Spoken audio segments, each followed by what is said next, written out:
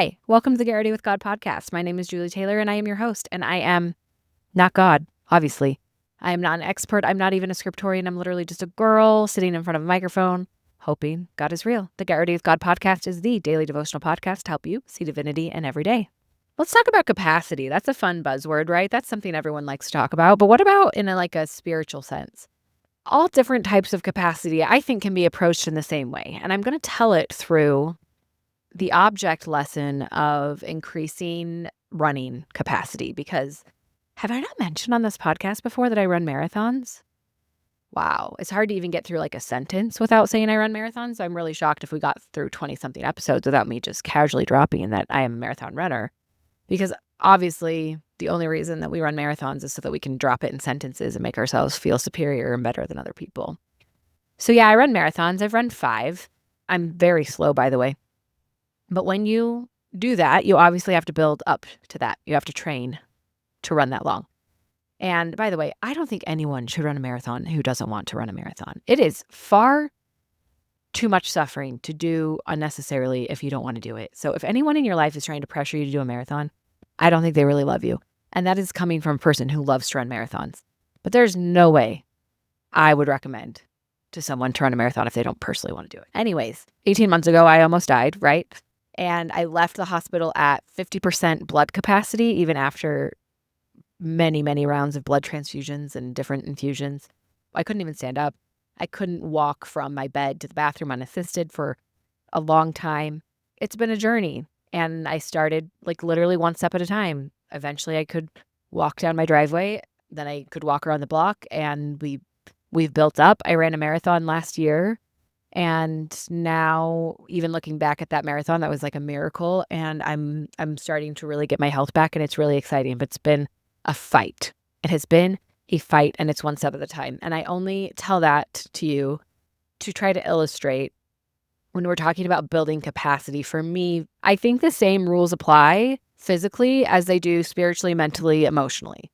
And so physically, if we're trying to build our baseline and build our capacity, we don't just go from I can't walk around the block to I'm going to go run 10 miles. I mean, at least we shouldn't. We shouldn't. It's a slow build. The way that I do it is I have a base pace. Your base pace is what you can comfortably maintain for a very long time. So that could be a walking pace. You build up. You build up slowly. And this can take months. I have done this process over and over and over again. And the essential piece of this method is that you have a comfortable base pace that you always return to. And that very slowly and in small portions, we are adding the stretch pace, the uncomfortable pace. And we're putting that in small increments, okay? So that really works to build your endurance. It's worked for me many times. We don't jump from a walking pace to a sprinting pace and expect ourselves to maintain that for 10 miles. That won't work. But so often, not just physically, I think we do this a lot mentally and spiritually as well. We have a baseline where we're at, and it's not where we want to be. And so then we expect ourselves to take these unrealistic leaps. And when we can't achieve the leap, we consider it a failure, and we internalize the shame, and we use it as evidence that we just can't do it and that we suck. It's so backwards, but we all do it in different ways. So if you're finding that where you want to be is not sustainable and that you can't do it, rather than internalizing the shame and gathering the evidence that you suck and you're incapable, we need to try a more baby step. And I think that's how we increase our capacity, whether you're trying to build physical endurance, mental endurance, or spirituality. And so I'm on the same process with spirituality and religion, where when I came back to faith, I did not come back to church. I returned to God, but not to religion.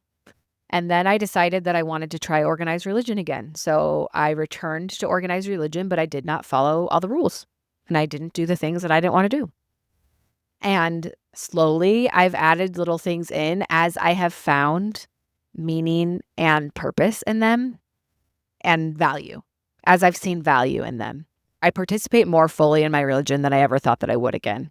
And it's because as my capacity has increased, so has my participation and my perceived value. However, I knew that if I went from atheist to I'm going to be a full practicing member of an organized religion and follow all the rules, I would simply perish. That wouldn't work for me. It would burn me out. And then it's just not sustainable. So when we're trying to increase our capacity, I know that all of us, all or nothing people, are going to hate this advice.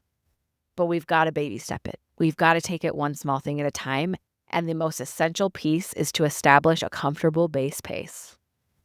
For me, when I came back to faith, prayer. I liked prayer again. And so I prayed, usually while on a hike in nature, because that was a comfortable place for me.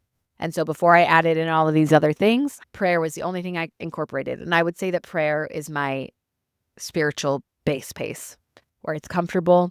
It's a ritual that I like. I try to prioritize it. It's sustainable because it's just talking out loud to God. That's how I pray, or sometimes just in my head. Whatever it is that you're trying to build capacity in, find your base pace, meaning what is comfortable and sustainable, and have that be what you ask yourself to do most of the time.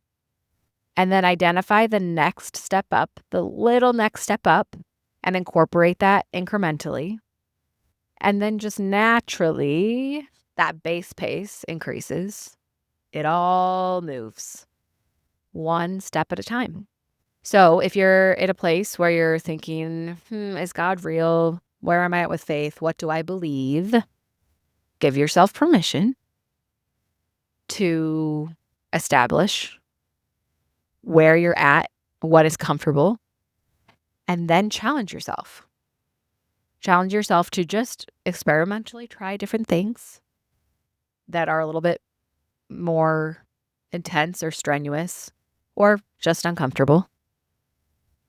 And just experimentally microdose spirituality and see where it takes you. What about that? Clip that quote. Love you. Bye.